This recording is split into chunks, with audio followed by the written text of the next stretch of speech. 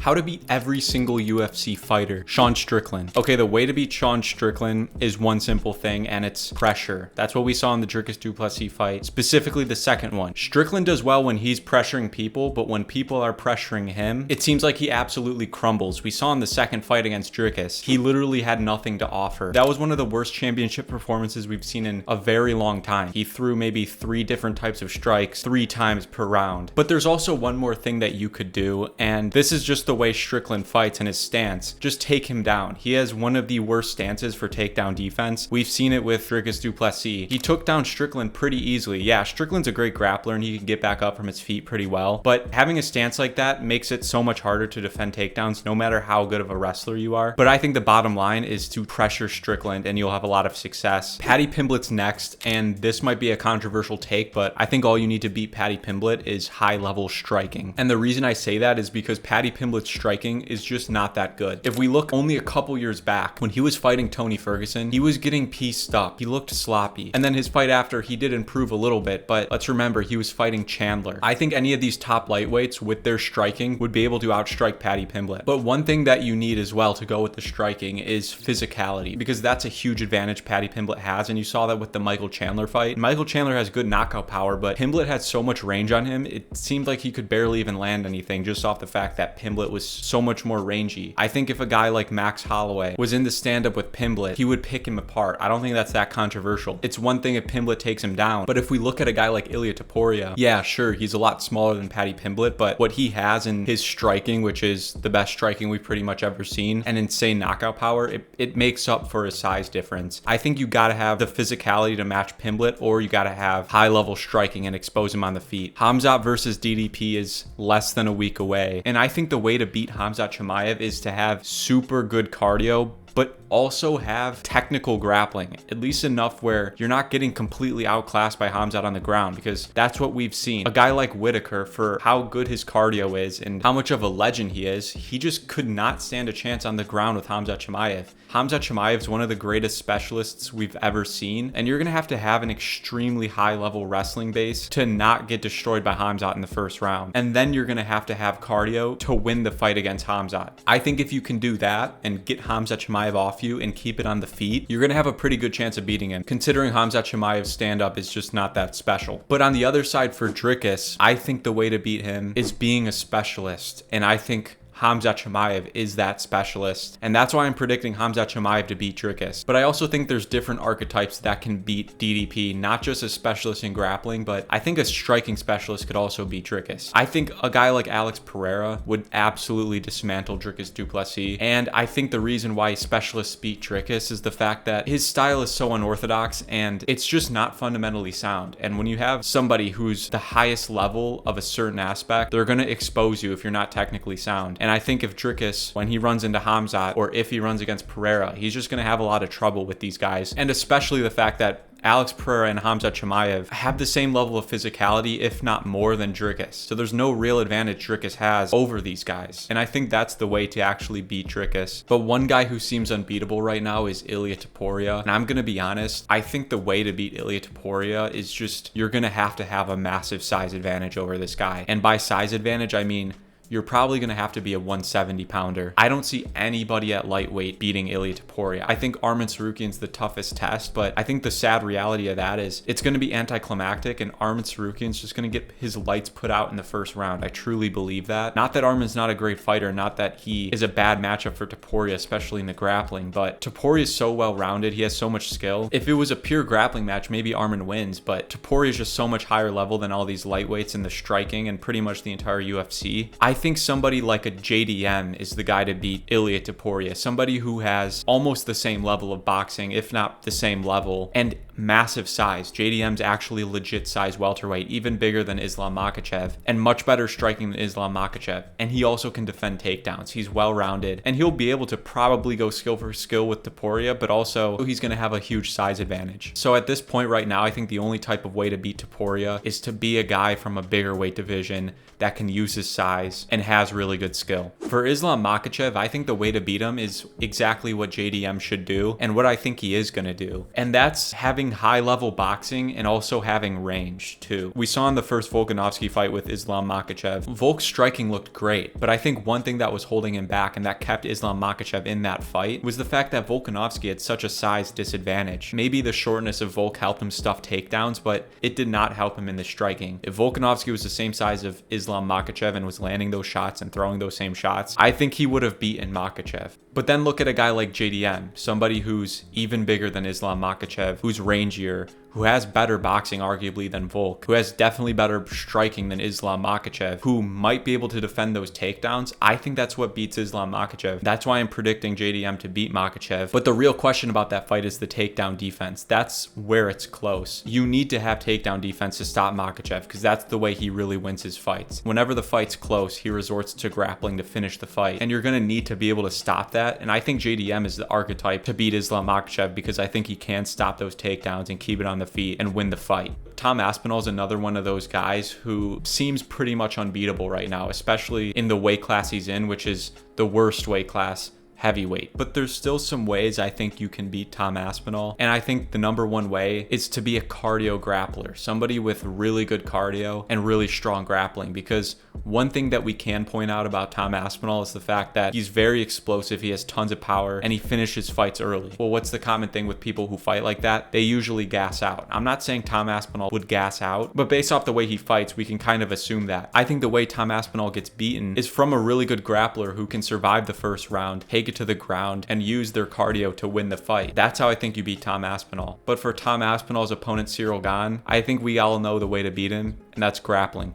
My opinion on the way to beat Alex Pereira over the past couple of months has kind of changed, especially after that Ankalaev fight. I used to think, and pretty much everybody used to think, you just have to be a super high level grappler, take Alex Pereira down, and submit him because he's a kickboxer who has like 3 years of pro MMA experience. But after that fight we saw with Ankalaev, the real reason he lost was mostly him just getting outstruck. And I think that's one new way you can beat Alex Pereira, is having fundamental boxing and being quicker than him, because at his age right now, he's 38 years old. You can kind of see in the Ankalaev fight, he just did not have the speed to match. Some shots from Ankalaev he just wasn't seeing. And Pereira's never really looked like that quick of a striker, even early in his UFC career. And I think the Ankalaev striking archetype is a way you can beat Pereira. And I also think the way that everybody's always thought you beat Pereira is being a high level grappler. I still think that's valid. Just because he did stuff Ankalaev's takedowns doesn't mean a super high level grappler won't be able to finish him on the ground. Ankalaev is a striker. Ankalaev does not have wrestling like Khamzat Chimaev. And if Khamzat Chimaev beats Dricus Du Plessis, especially in the first round, Khamzat Chimaev versus Pereira would actually be a super interesting match for me. It'll probably never happen, but I think Khamzat could be able to beat Alex Pereira even at 205 because I think Khamzat's grappling is at that level. I think the way you beat Charles Oliveira is the exact way Ilia Topuria beat Charles Oliveira, which is just having insane high level striking and knockout power. And a lot of you guys might be thinking that, well, Islam Makhachev showed another way to beat him, which is being just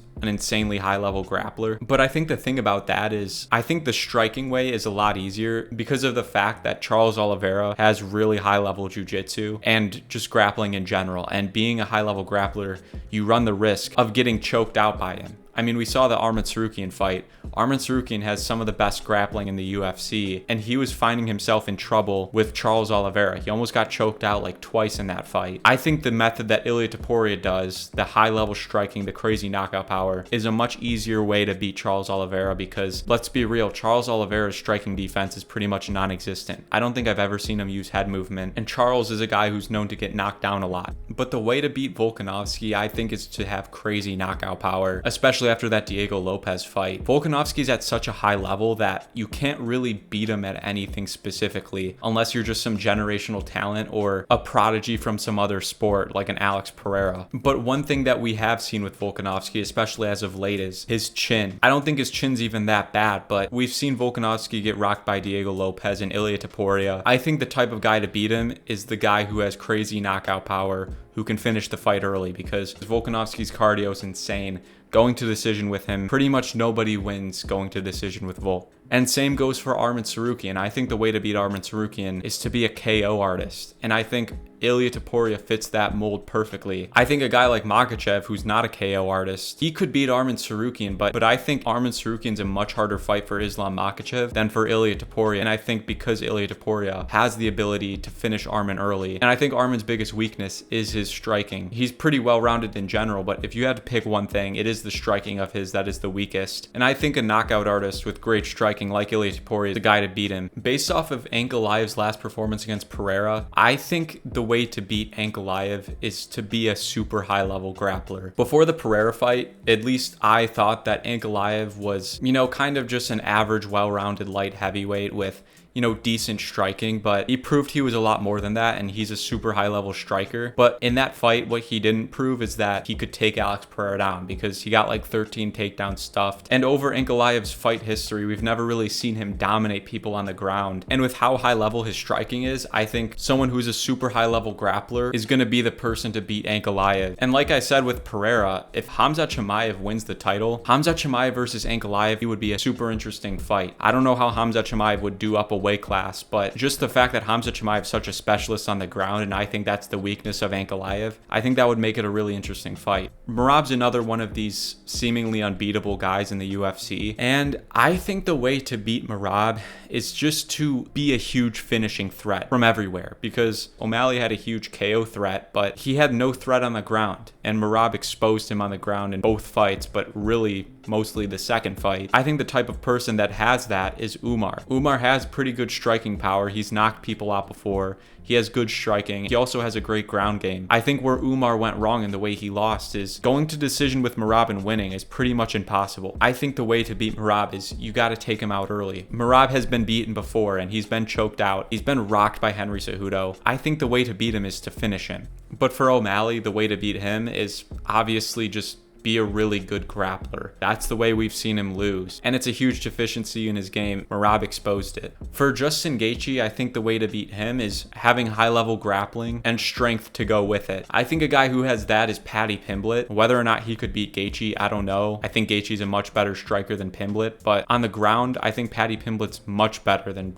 Gaethje, and I think Gaethje has very bad defensive jiu-jitsu. I think the way to beat Gaethje, and the way he's been beaten before, is to get taken down by a high-level grappler and choked out. Max Holloway just recently moved to lightweight, and I think the way to beat him at lightweight is to have a lot of size and to be a good grappler. I think guys like Paddy Pimblett, Islam Makhachev, Arman Tsarukyan, those guys I think could be able to take down Max Holloway and beat him on the ground. Max Holloway has good takedown defense, but we've seen him taken down before. Ilia Topuria is another one of those names. He doesn't necessarily have the size, but he has the strength and physicality to take a guy like Max Holloway down, and I think that's the way you beat him. For JDM, I think kind of what we talked about with the Islam Makhachev fight, the biggest thing for him is to be able to defend those takedowns, and I think the way to beat JDM is to get him down and to either finish him by submission or ground and pound, or win by decision from control. I don't know if Islam Makhachev's that grappling specialist to beat him though, and I think the main reason is because of the size. I just don't think Makhachev is big enough. When you compare him to a guy like Shavkat Rakhmonov or even a guy like Sean Brady, he does not seem as strong as those guys to me. And I think that's going to be a problem Islam runs into. And for JDM, he's looking pretty unbeatable right now because of the fact that I don't really trust Shavkat's skill level in the grappling to be able to take down JDM. And for Sean Brady, he might be able to secure takedowns on JDM, but he's going to have a severe problem in the striking if he's not able to hold him down for the entire fight.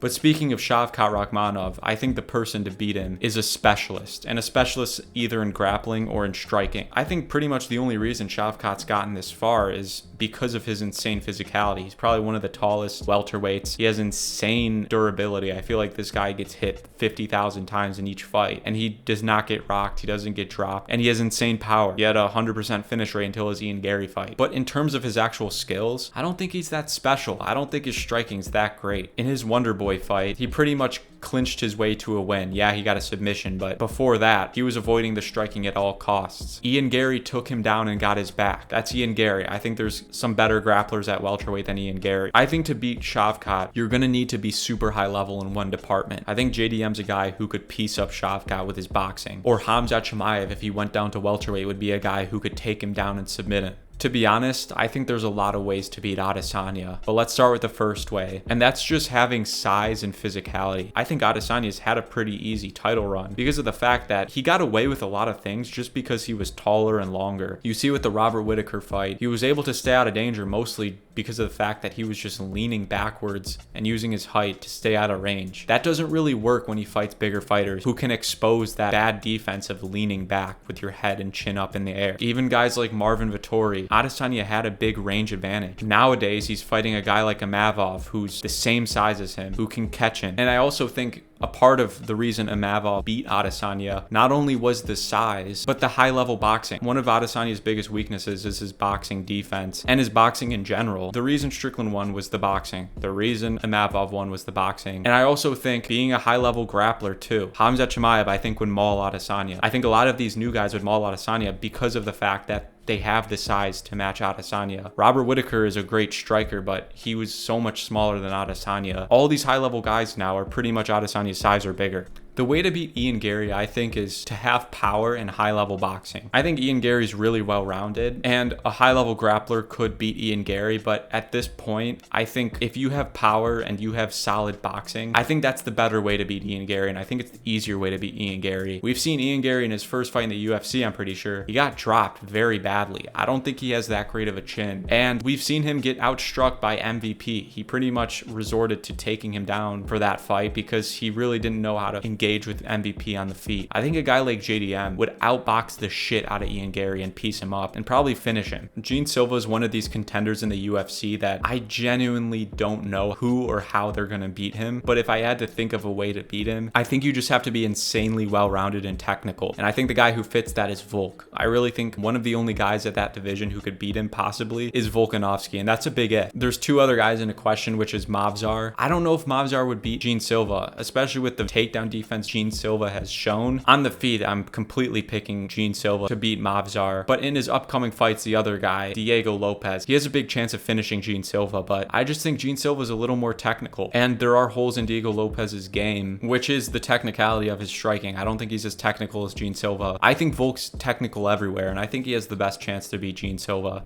At this point in Usman's career, I think the way to beat him is just have good striking. We saw in his last fight, I mean, his striking just looked horrible. I'm going to be honest, it did not look that good. He's never had great striking. He's always had a good jab, but he was never a really dynamic striker who had tons of threats on the feet. He mostly relied on pressure. And nowadays, I mean, his striking's looking so sloppy. I think the way to beat him is just be a pretty decent striker and be able to defend the takedowns. And I think that's how you beat him. For Jiri Prochazka, I mean, Alex Pereira pretty much cracked the code, and it's being fundamental in general. I think if you're fundamental, you have good power, you can beat Jiri Prochazka. To be honest, I think unorthodox guys will always be beaten by the more technical fighter who can match their physicality or whatever specialty they have that permits their untechnical skill to go so far. That's just my opinion. I think that's why a guy like DDP is going to get beaten by Khamzat, and a guy like Alex Pereira beat Jiri Prochazka, and a guy like Ankalaev would beat Jiri Prochazka. But the last person on this list is Pantoja, and honestly, I think the only way to beat Pantoja currently is to be a 135 pounder. I don't think anybody at flyweight is going to beat Pantoja. There's only one guy that really is into question, and it's Joshua Van. I just don't think he's going to be able to pull it off. I think he might have better striking, but I think the physicality is going to be an issue, especially in the grappling. And I think once you get to 35, I think Pantoja would run into a lot of problems. I think a guy like O'Malley would beat the shit out of Pantoja. I think a guy like Merab, that fight shouldn't even happen. I think it's too big of a mismatch. Petr Yan would outskill him. Once you get to 35, I feel like a lot of stuff changes,